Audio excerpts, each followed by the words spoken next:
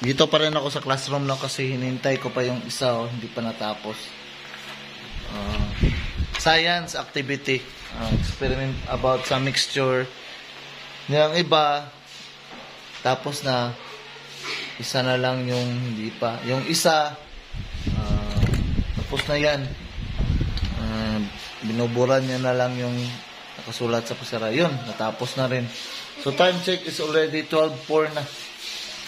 So, isa pa hindi pa to sabi ko 1/4. Dili 1/4 na ha. Dili na siya 1/4. Truha na utruha. Pag paniud to rito, utruha niya 1/4 lagi na mao 1/4. Mantay ka lang.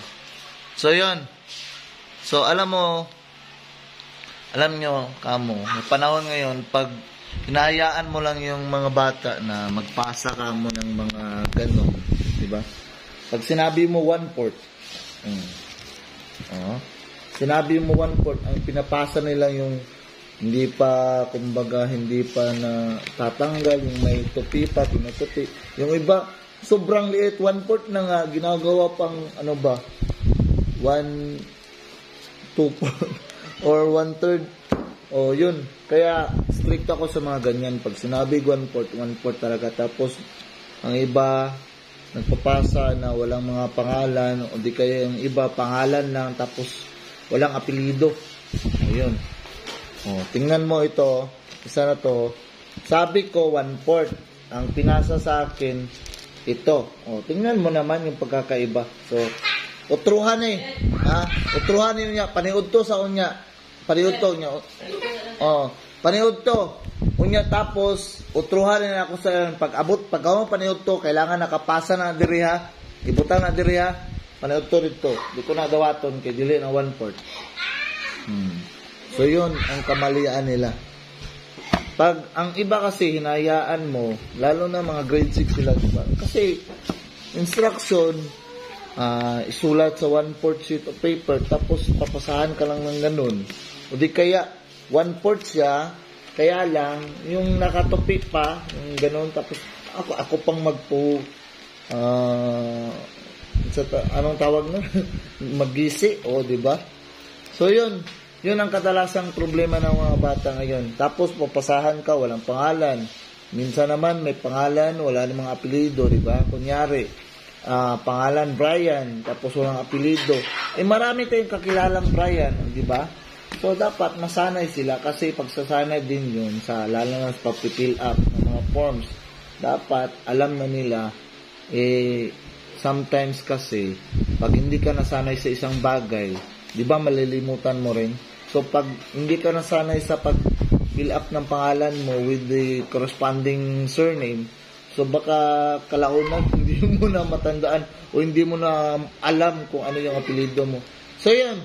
So, yun ang talagang gusto kong ipatupad sa kanila na rules. 1/4, 1/4. Diba? Masabi, walang bawian, touch mo. Yun. So, ano ba to? So, yun. So far, sila umuwi na, tapos na ang lahat. Maliban lang sa nahuli kasi pinasahan niya ako ng hindi 1/4. So, pinagbigyan ko na kasi tanghalian na, alas 12 na. So, hinayaan ko lang siya kumain muna, tapos basta agreement namin pagkatapos yung mananghalian, ulitin niya yun, ilipat niya sa 1/4 talaga na papel, and then ipasa niya pagkatapos, diba? Ayoko kasi ng mga ganyan kasi pag nasanay sila, naku, tuloy-tuloy na yan. So dapat practice pa lang,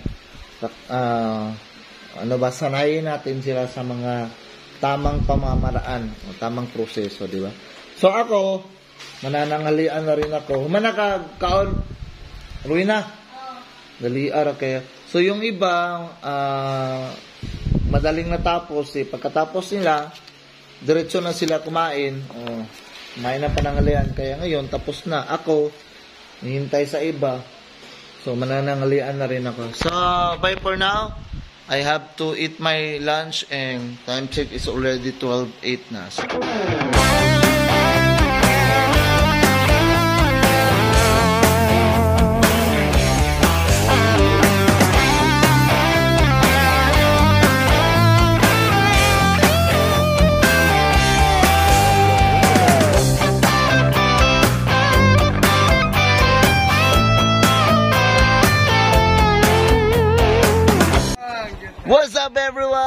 today is Friday, September 1, 2003.